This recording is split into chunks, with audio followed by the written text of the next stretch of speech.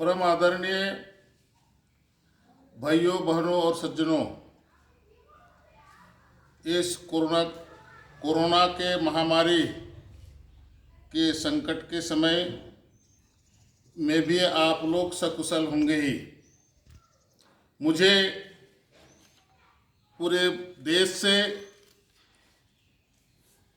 वनवासी क्षेत्र के ग्रामीणों को द्वारा सूचनाएं प्राप्त हो रही है कि शहरों के अलावा ग्रामीण क्षेत्रों में कोरोना महामारी बहुत तेज गति से फैल रहा है और गांव में रहने वाले दीनहीन गरीब लोग इस कोरोना महामारी से परेशान हैं।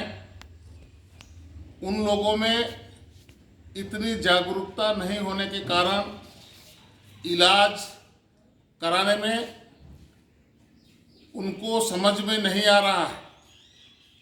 भारत सरकार पूरे ताकत के साथ और इस कोरोना महामारी को जड़ से उखाड़ फेंकने का प्रयत्न कर रहा है।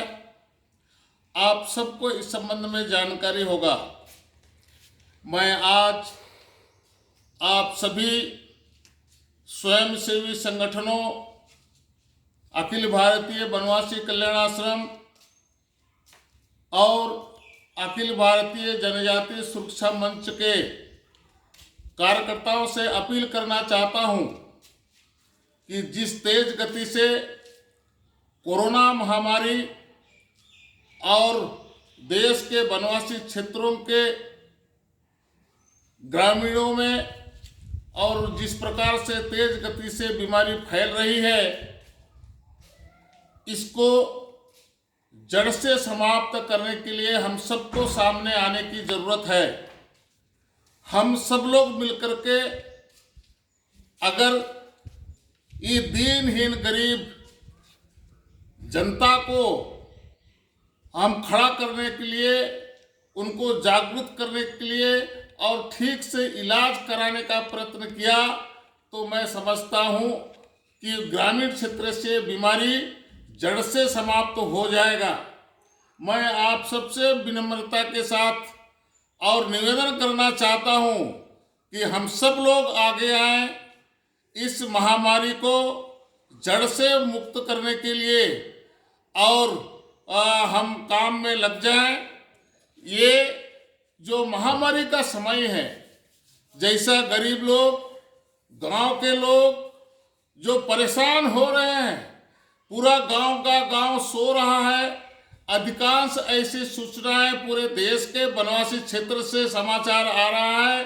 ये हम सब के लिए चिंता का कारण है और हम सबको इस चिंता से दूर करने के लिए गांव के बीच में जागरूकता लाने की जरूरत है।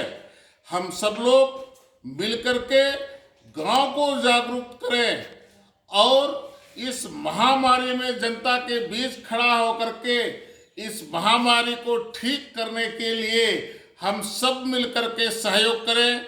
मैं समझता हूं ये सबसे बड़ा पुण्य का काम है और इससे कोई बड़ा धर्म नहीं हो सकता है। इसलिए पुनः आपसे विनम्र निवेदन करता हूं कि आप सब, हम सब मिलकर के और इस बीमारी को और ठीक करने के लिए गांव-गांव में, घर-घर में संपर्क साध करके और उनका उचित इलाज हो।